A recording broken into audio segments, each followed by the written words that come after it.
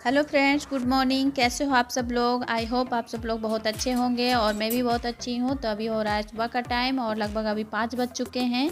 और आज मैं इतनी सुबह उठकर क्या करने वाली हूँ आगे की वीडियो में आपको पता चल जाएगा। तो सबसे पहले मॉर्निंग का जो काम होता है मेरा, गर्म पानी करना और चाय बनाना। और गर्म पानी और चाय मैं सबसे पहले शिव के पापा को दे देती हूँ, क्योंकि वो भी सो के उठ चुके हैं। और उसके बाद रात को हमने भिगो करके रख दिए थे छोले, उसे अब मैं बॉईल होने के लिए प्रेशर कुकर में डाल दिया है हमने।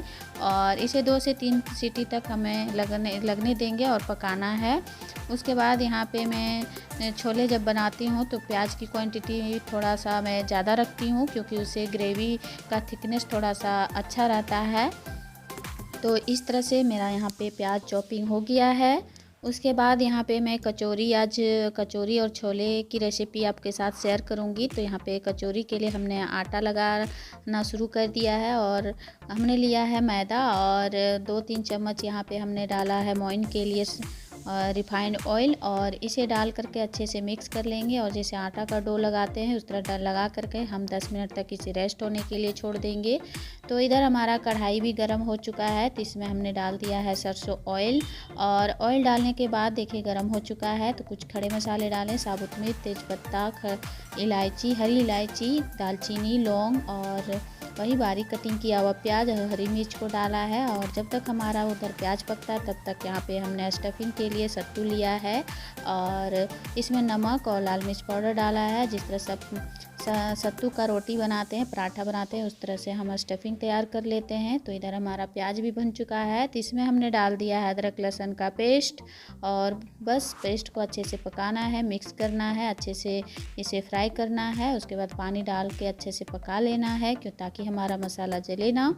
तो सूखे मसाले डालने की बारी आ गई है। तो सूखे मसाले में डाल रहे लाल मिर्च पाउडर, हल्दी पाउडर, काली मिर्च पाउडर, धनिया पाउडर और नमक डाल देंगे टेस्ट के अकॉर्डिंग। और डाल करके अच्छे से मिक्स कर लेंगे और अच्छे से मसाले को भी अच्छे से बहुत बढ़िया से पका लेना है, ताकि हमारा जो छोला बन करके तैयार हो बहुत ही मज़ेदार, बहुत ही टेस्टी, एकदम बिल्कुल होटलों की तरह।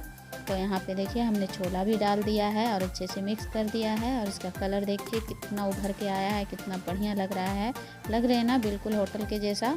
तो यहाँ पे हमने थोड़ा सा आमचूर पाउडर डाल दिया। इससे क्या होता है कि छोले का जो टेस्ट आता है और भी बढ़िया लगता है। तो अगर आपके पास है तो डालें और ना है नहीं है तो स्किप कर दें।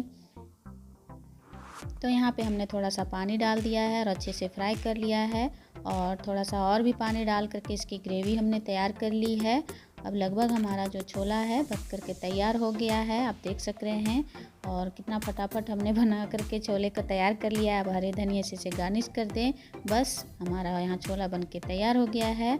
अब यहाँ पे कचौरी की तैयारी हमने करने लगी हूँ मैं यहाँ तलने के लिए। तो सबसे पहले मैं लोई बना लेती हूँ और थोड़ा सा उसमें 1 चुटकी 2 चुटकी जितना भी डालना है आप थोड़ा सा डालें, क्योंकि यहाँ पे स्टफिंग कचौरी पतली वाली मैं बना रही हूँ यहाँ पे। तो बस थोड़ा सा अंगूठे से इसे प्रेस कर दें, उसमें भर दें, सत्तू जो है वो भर दें और अच्छे से हल्के हाथों से बेलें और इसे डाल दें, बस तलें। तो यहाँ लगभग हमारा जो है कचौरी लगभग बन करके तैयार हो गया है। अब तलने की बारी आ गई है। तो इस तरह 1-2 करके मैं तलूँगी अच्छे से इसे।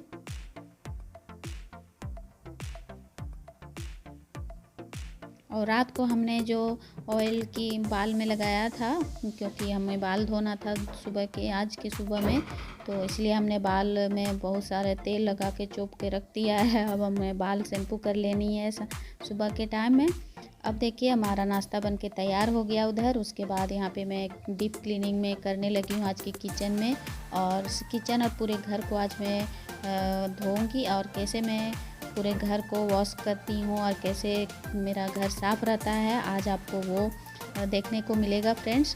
तो यहाँ पे देखिए सुबह का नाश्ता हमने इसलिए जल्दी फटाफट बना लिया, क्योंकि हमें सुबह फिर जब मैं घर धोती हूँ तो उसके बाद मैं पूरी तरह भीग जाती हूँ, तो फिर बाद में नाश्ता बनाने का मन नहीं करता है। तो सबसे पहले मैं नाश्ता बना के रख देती हूँ, ताकि बच्चे जब उठे तो वो भूखे ना रहें, अपना लेके खा लेते हैं। तो इस तरह से मैं गैस को और सारे पूरे किचन को मैं अच्छे से पानी से धो देती हूँ। और इस तरह से मैं सप्ताह में लगभग 2 बार धोती हूँ पूरे घर को। और किचन तो एक दिन छोड़ के एक दिन डेली धुलना ही धुलना है, क्योंकि किचन में हम ज़्यादा टाइम स्पेंड करते हैं और गंदे भी होते हैं जल्दी से, तो उन्हें धोना ही पड़ता है। और धो देने से, पोछा लगाने से ज़्यादा बेटर होता है कि धो देने से थोड़ा ज़्यादा अच्छा से साफ़ हो जाता है और क्लीन पूरा दिखने लगता है।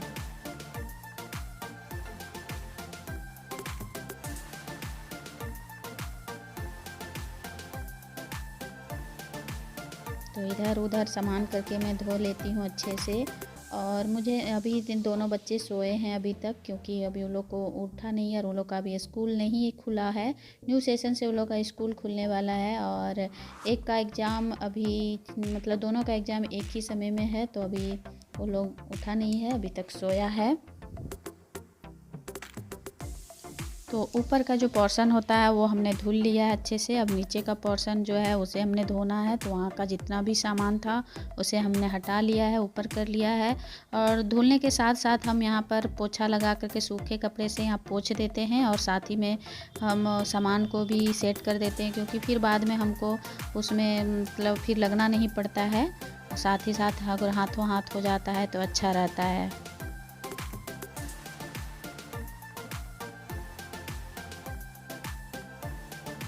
तो बस हमारा किचन जो है यहाँ पे हमने वॉश कर लिया, अच्छे से क्लीन अप हो गया है हमारा किचन का।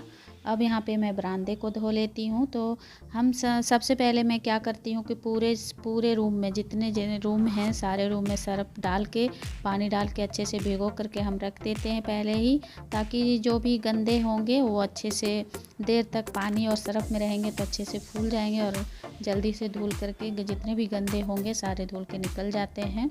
तो इस तरह से हमें करना ही पड़ता है। सप्ताह में एक बार पूरे घर को मैं ज़रूर धोती हूँ, क्योंकि यहाँ कोल्ड फील्ड एरिया है तो हम लोग को थोड़ा साफ़ सफाई का ध्यान रखना पड़ता है। और अगर नहीं उस तरह से धोते हैं तो हाँ, पैर जब चलते हैं तो पैर में बहुत ज़्यादा काला दिखने लगता है, तो बेडशीट में पड़ता है और बेडशीट भी जल्दी गंदे हो जाते हैं। तो इस तरह से हम लोग को थोड़ा सा यहाँ काम बढ़ा हुआ रहता है। तो लीजिए हमारा यहाँ पे बरामदा भी धुल गया। जो भी पानी के छींटे लगे थे वो से भी हमने फ्रिज को पोंछ दिया है सूखे कपड़े से। अब आ गई हूँ मैं बेडरूम में, और बेडरूम में भी हमें धुल करके पानी को अच्छे से निकालना है। और थोड़ा बहुत झाड़ू से तो कितना भी बचा के चलते हैं, मतलब धोते हैं, फिर भी थोड़ा सा पानी का छींटा लग ही जाता है। तो जब पानी का छींटा लगता है तो उसे मैं बाद में सूखे कपड़े से पोंछ देती हूँ, ताकि हमारा जो सामान है वो ख़राब ना हो।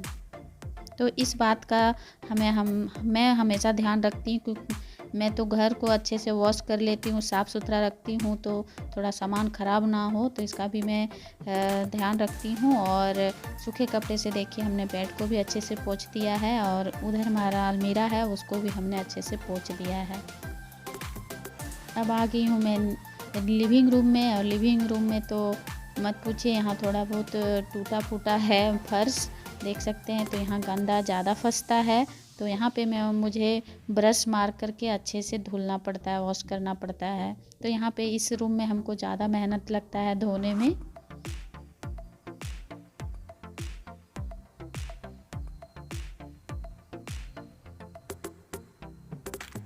और बिना हाउस हेल्पर का घर में काम करना बहुत ही मुश्किल है, पर क्या करूं, करना पड़ता है। अपना घर है तो साफ़ सुथरा रखना ही पड़ता है, क्योंकि गंदे घर किसी को भी पसंद नहीं होते हैं। और इधर देखिए यहाँ पे जहाँ पे टेबल मेरा लगा हुआ टी टेबल, वहाँ पे थोड़ा सा पानी मेरा जमा हो जाता है सब तरह से, क्योंकि वहाँ थोड़ा सा डाउन है और इधर ऊपर की तरफ उठा हुआ है। तो इस तरह से हमारा जितना भी हमने घर को, मैं सारे रूम को धोती हूँ तो सारा पानी आके यहाँ रुक जाता है, और बाद में हमें यहाँ से पानी निकालना पड़ता है। तो यहाँ पे थोड़ा और समय लग जाता है हमें साफ़ करने में। देखिए कितना सारा पानी जमा हो जाता है।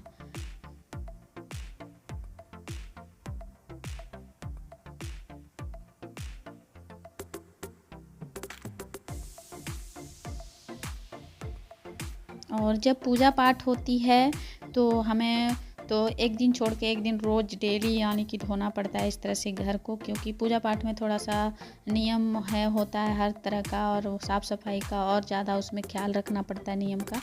तो इस तरह से मैं पूजा पाठ में भी 1-2 दिन छोड़ कर के डेली धो लेती हूँ।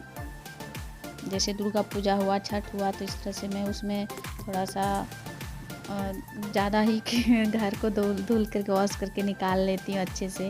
उसके बाद तीसरे रूम में आ गई हूँ और तीसरे रूम को अच्छे से मैं यहाँ पे भी वो पानी डाल करके सर्फ डाल के अच्छे से धो लेती हूँ। और इसका जो पानी निकलने का जगह है वो थोड़ा बेड के नीचे से है, तो सारा बेड के नीचे पानी हमने कर दिया है। उधर से पाइप लगा हुआ, उधर से बाहर निकल जाता है यहाँ पे।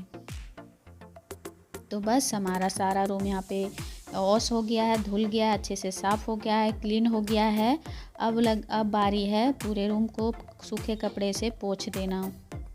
तो इस तरह से मैं जब भी घर को धुलती हूँ तो सबसे पहले मैं नाश्ता बना लेती हूँ, यानी कि सबसे पहले मैं जल्दी उठती हूँ, उसके बाद नाश्ता बना के रख देती हूँ, ताकि हमें बाद में, मैं थक जाती हूँ तो बाद में फिर बनाने का मन नहीं करता है। तो सारे रूम को इस तरह सूखे कपड़े से मैं पोंछ देती हूँ, सूख जाता है। और उधर मैंने फ़ैन भी ऑन कर दिया है, तो हवा से अच्छे से सारा रूम सूख जाएगा।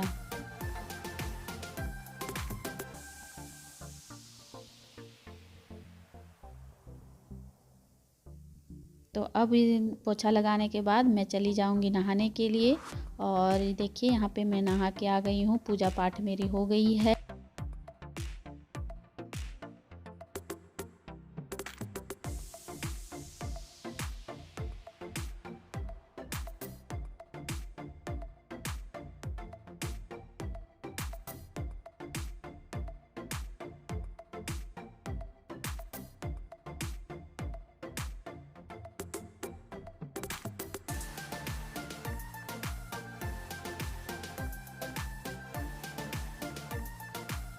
तो यहाँ पे मैं गैस को बढ़िया से सेट कर लूँगी। उसके बाद यहाँ पे अपने लिए मैं खाना गर्म करने लगी हूँ, यानी कि जो नाश्ता था वो।